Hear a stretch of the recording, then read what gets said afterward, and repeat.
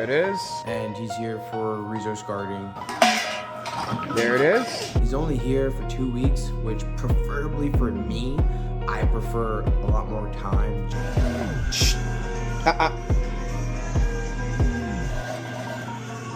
Good. Good. This is the route we're gonna try, and we'll see if it works. If it works, there's a reason why you're seeing this video.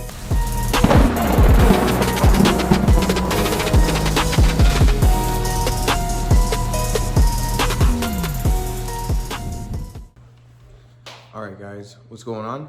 Steven here, Alpha Canine Academy. I'm bringing this video to you because we have a dog named Diju, the doggo, and he's here for resource guarding and just general obedience.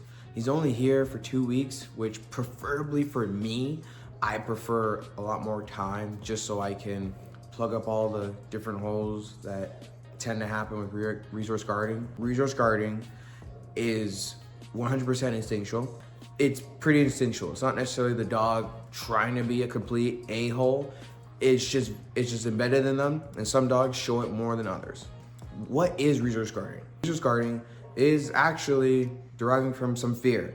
The fear that they're going to have something taken away from them, something of value. So they have this desire to protect it and to guard it. When we look at resource guarding, you can't look at it completely as aggressive behavior, even though it obviously feels and appears aggressive and you don't know why your lovely dog is doing this to you. But it's just for that pure instinctual survival instinct of, I need to protect this and guard this from anybody else trying to get it from me or take it from me, from anybody else trying to take it from me.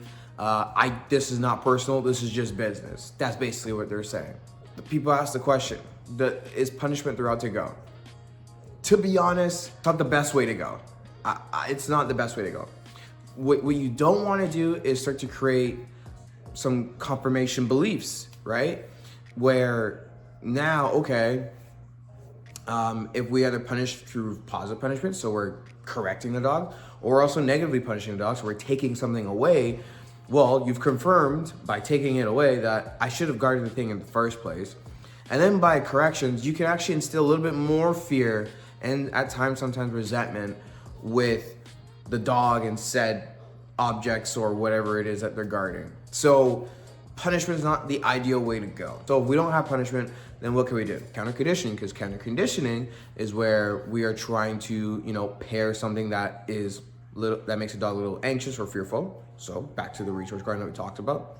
But then at the same time, pairing it with something pleasant and that they like, so that we essentially counter condition the natural fear that they have and hopefully modify that perspective of whatever's making them fearful where they don't have to be fearful anymore. Counter conditioning is like part of that puzzle. To be honest, I kind of look at it in 3 different sections and pies, which the one section I won't necessarily get into because it's more so about like accessory training. So like training different important things like the out, like a leave it command, and maybe potentially like a retrieve bring it command, which I'm gonna definitely work on with Diju, but like talk about maybe in a different video if I decide to film that. But the second third would be counter conditioning.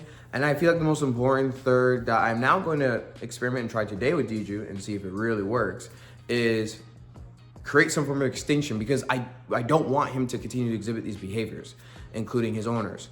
So how am I going to do this? Essentially, I'm going to show him that his behavior actually does nothing. It doesn't take the food away, but also doesn't take necessarily my presence away. This is gonna take a lot of time and it's gonna take a lot of patience. It's a method I'm gonna try. I'm gonna first go through extinction, right? And in that same setting and session that you're gonna see right after me babbling on here is I am then going to try to counter condition a dog, because at the end of the day, he's going to likely display the behavior because I'm in his presence and I'm gonna appear to be near something of value, which for him right now is kind of almost just about everything. And once he realizes this behavior doesn't get him anything or doesn't reward him in any sense or anything like that, I'm gonna look for that pause. So that's when I'm going to now implement counter conditioning. So my presence still being there, nothing's changed. The moment he decides to show a change in mindset and then obviously behavior with going at me, I am then going to pair it with something pleasant. We're gonna continue to bridge that connection to understand that, hey, I'm not here to take anything from you. I'm not here to also create more conflict. I'm showing you that I'm actually very neutral. And in fact, if you're also neutral, great things happen. And so we start to build a little bit of cooperation. Here, yeah? There it is, yeah. Good. So you're going again, going again, going again, going again, going again, going again.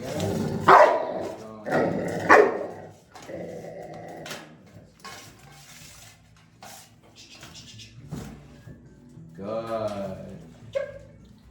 Good. So we're gonna do it again.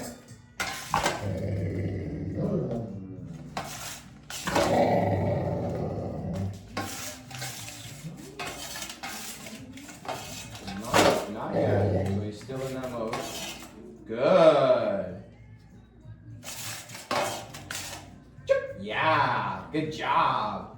So I'm waiting for the attention back to me. Oh, I have these shades on because I'm trying to record. I have that attention put back on me. I have the attention put back on me.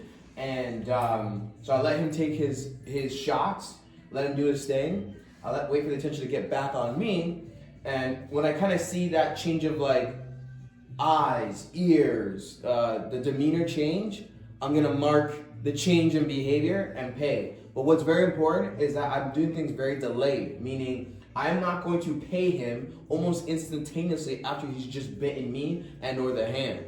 So I gotta be very mindful of my timing here. Timing is very important, okay? So now I want him to see that I'm gonna be moving this around, I'm gonna be moving things, and we're gonna take another shot again. So I'm gonna move this, I'm gonna move his blanket, and let's see. So I'm just kind of obviously agitating him a little bit, but again, I want him to see that behavior is not gonna get him anything. But it's also not gonna get him crazy punishment, but again, we're trying to form different thoughts here. So he's still quivering his mouth, so I'm taking the leash. No, you're not leaving, we're just working on things here. So here's the try again. Good, so he's showing different behavior now. The bites are getting actually a lot weaker, sorry. Good boy. Yeah, tough old man. Good job.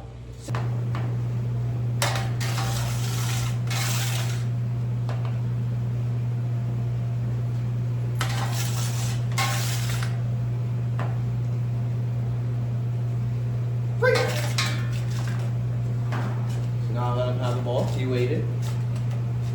Once he's done the ball, I'm going to engage with the ball again. Commands here. Good boy. There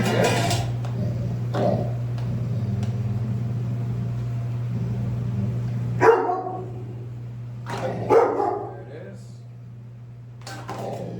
There it is. His bites are getting weak and weaker and weaker. Less commitment. There we go again.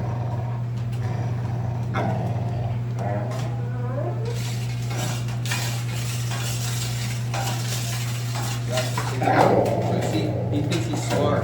I don't want him to think bite, look, is getting rewarded. So I want him to realize. So there it is.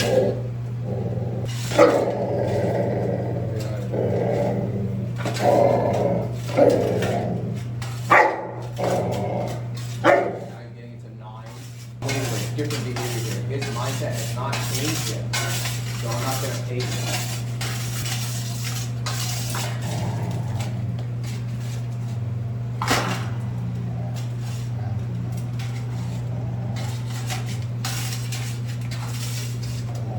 Yeah, getting less committed.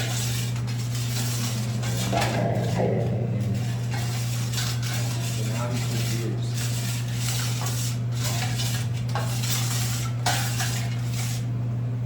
Wow, good boy. See, still bothers me. This is going to take a lot of repetition, right? A lot of repetition. Freeze. have it.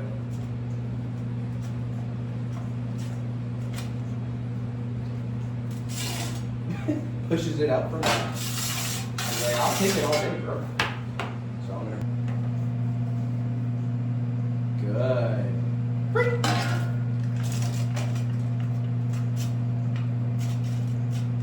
Again, rule of thumb here is let the dog finish. Good boy.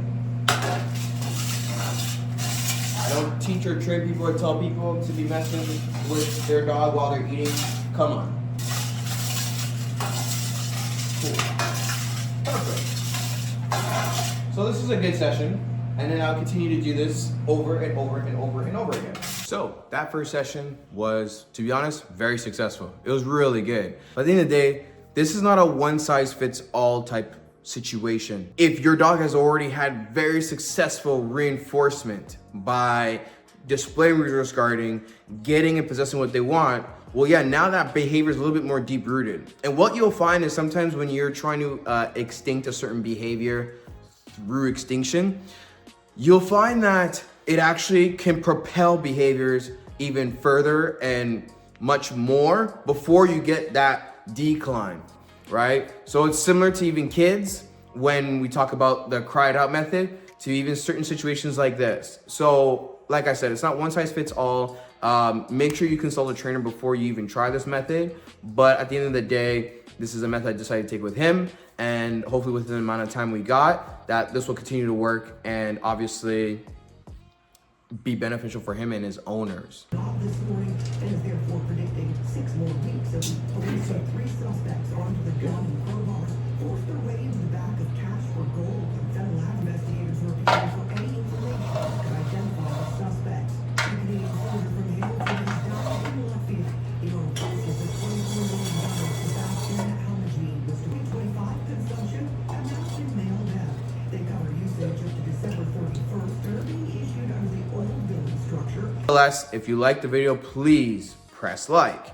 If you like content like this and want to push us forward to do more content like this, subscribe.